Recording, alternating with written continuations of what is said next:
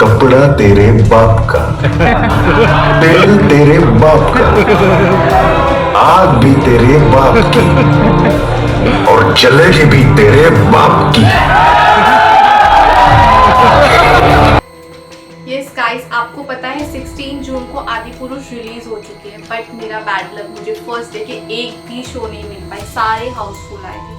लेकिन कोई नहीं, हमने भी छोड़ा नहीं, सेकंड डे का सेकंड शो देख के आ रहे हैं, उसके बाद ही मैं आपको रिव्यू कर रही हूँ। लेकिन मतलब ये कोविड के बाद ऐसा पहली बार हुआ है कि पहले से ही 2 दिन पहले से ही पूरा थिएटर हाउसफुल आ रहा है। तो इससे साफ पता लगाया जा सकता है कि जो पहला वीकेंड है कम से कम उसकी कमाई। तो क्या आपको इतने पैसे लगाकर मूवी देखने जाना चाहिए? क्या सच में रामायण, जो हमारी पुरानी रामायण थी, उसके साथ ये जजमेंट करती है?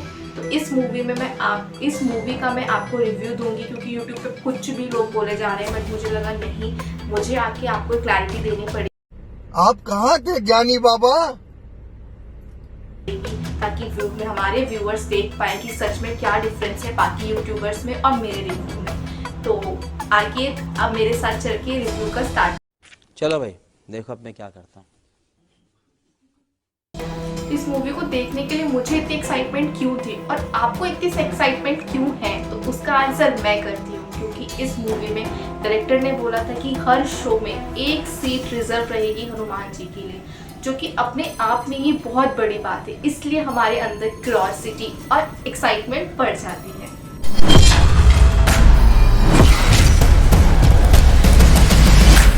Hello guys, welcome to my YouTube channel. आज मैं इस मूवी का रिव्यू कर रही हूँ, जिसमें मैं सबसे पहले आपको गुड पॉइंट्स बताने जा रही हूँ। ओके।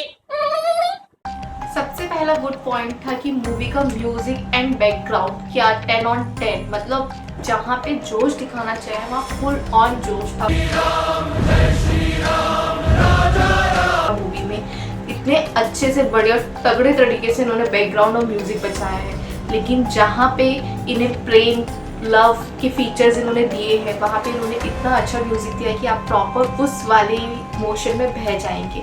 तो जो ये हमारे म्यूजिक आर्टिस्ट हैं अतुल एंड अजय, उनको 10 on 10 क्रेडिट देना चाहूँगी मैं। बहुत अच्छा, बेखूबी उन्होंने बहुत अच्छा काम किया अपनी फील्ड में। पॉइंट की जाए, मेकर ने छोटी छोटी माइनर चीज़ों का भी ध्यान दिया गया है इस मूवी में। अगर हम देखें तो जैसे कि अगर आप देखेंगे कि जब लक्ष्मण बेहोश हो जाते हैं तो संजीवनी बूटी से जो उनका इलाज होता है वो एक साधु, मतलब एक वैद्य करते हैं, लेकिन इसमें विभीषण की वाइफ ने किया है, क्योंकि इन्हें 3 घंटे में पूरी मूवी, पूरी रामायण को फ्रेम करना था। तो कहीं ना कहीं हम ना किसी चीज़ को कॉम्प्रोमाइज़ कर रहे हैं, बट अगर इन्होंने 3 घंटे में इतना कुछ दिखाया तो ये सच में बहुत अच्छी बात है और अच्छी चीज़ें दिखाई हैं। जो रिसर्चर ने छोटी छोटी पॉइंट्स का ध्यान रखा गया है वो बेखूबी आपको मूवी में दिखेगा। कि अगर आप देखें तो जैसे हमने देखा कि जो रामायण में रावण था, उसे श्राप मिला हुआ था कि वो किसी भी स्त्री को बिना उसकी इच्छा से छू नहीं सकता है।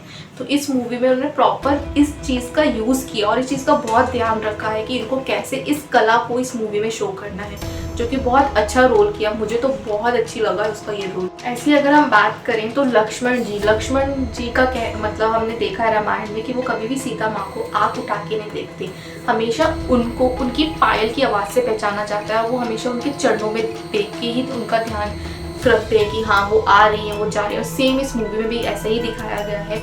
उन्होंने पूरी मूवी में कहीं पे भी सीता माँ की आँख में आँख डाल के नहीं देखा है, जो कि मेरे को लगता है बेस्ट पॉइंट था और खूब हमारे रामायण से मिल रहा था। अगर हम बात करें सैफ अली खान, जिसका रोल इसमें रावण का है, तो अगर हम उनके छपरी अवतार को छोड़ दें तो उन्होंने बहुत अच्छा रोल किया। मुझे लगता है बेस्ट काम जो इसमें सबसे ज़्यादा, अगर हम बेस्ट एक्टिंग अवार्ड देना चाहेंगे तो शायद रावण को देना चाहेंगे, क्योंकि अगर उनका हम लुक वुक थोड़ा छोड़ दें कि जो भी उन्होंने करा है, बट अगर मैं गुड पॉइंट में इनको काउंट करती हूँ तो उन्होंने जितना उनसे हो सका उन्होंने बेस्ट किया। इतना अच्छा तो शायद राम ने भी रोल नहीं किया जितना रावण ने अच्छा रोल किया है।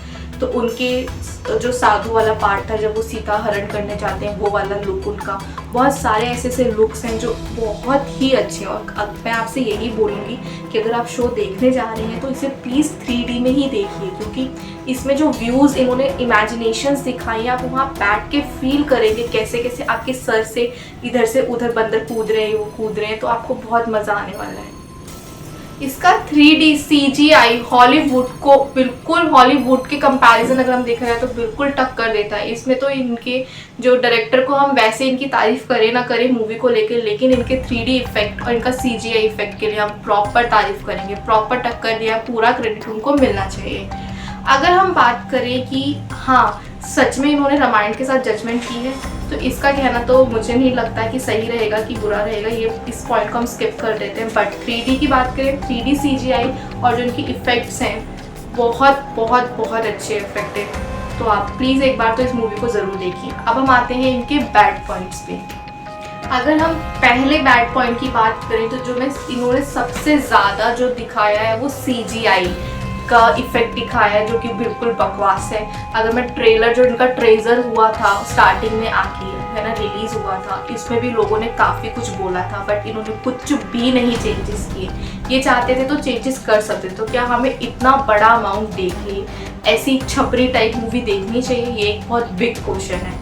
ठीक है, अगर मैं बात करूँ जैसे रावण, कहा जाता है रावण की सोने की लंका थी, लेकिन आपको पूरी मूवी में गाइस कोई सोने की लंका देखने को नहीं मिलेगी। ऊपर से जो उसका अवतार, जो उनका जिस पे वो बेसिकली चलते हैं, वो चमगादड़ दिखाया हुआ है। उनको इतना सिंपल लुक दिया हुआ है रावण को, जबकि उसके पास प्रॉपर गहने वगैरह पहनना था, उसे पता नहीं क्या बना दिया, मुझे कुछ समझ नहीं आता। कभी कभी आपको लगेगा तो पूरी मूवी ब्लैक ब्लैक शो कर रहे हैं ये लोग, कुछ अच्छा नहीं लग रहा, पता नहीं। कुछ लोगों ने कुछ चीज़ों के लिए बोला था कि यहाँ से ये पॉइंट हटना चाहिए यहाँ से, तो इन्होंने क्या करा, मूवी ही ब्लैक कर दी ताकि वो आप स्किप ही कर दो, पार्ट आपको दिखे ही ना। सेकेंड एक और बहुत बड़ा था कि जब इनका ट्रेलर रिलीज हुआ था तो उसमें बाली रस्सी पे चढ़ के आ रहा था और लास्ट में वो गिर जाता है, छूट जाती है उससे वो रस्सी। इन्होंने क्या करा, उस पॉइंट को ठीक करने की बजाय वो पॉइंट ही इन्होंने कट कर दिया, सीन ही हटा दिया वो एक तरीके से।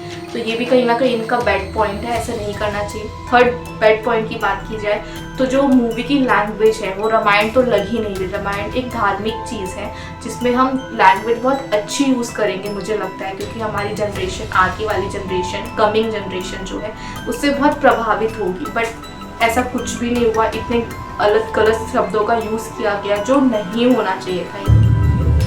कपड़ा तेरे बाप का, तेल तेरे बाप का, आग भी तेरे बाप की, और जलेगी भी तेरे बाप की।